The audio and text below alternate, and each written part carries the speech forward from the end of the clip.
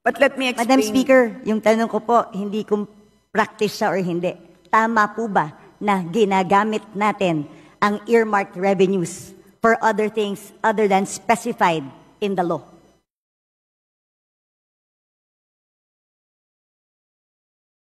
Madam Speaker, if I may be allowed, Yes.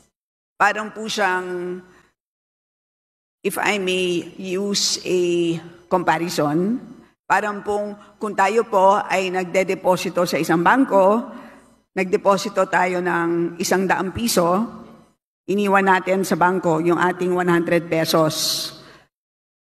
Habang hindi natin kailangan yung 100 pesos na yan, ini-invest ng bangko yung 100 pesos na yan. But at any point in time that we demand 100 pesos plus the interest, dapat ibibigay sa atin ng bangko yung pera natin. May blanket kang pinirmahan sa bangko. Nung nagdeposito ka, alam mo na pwede niyong gamitin para invest.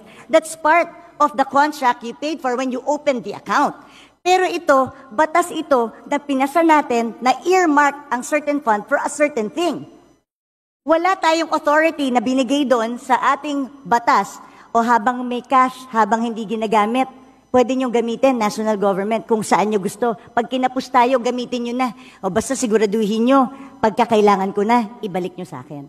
Kung may problema po ang ating kagalang-galang na BH Herrera, again, of course, she's free to file a resolution, file an inquiry, file or solicit an opinion from... Speaker, paano nga pag hindi na ibalik? Paano kung walang pera yung gobyerno?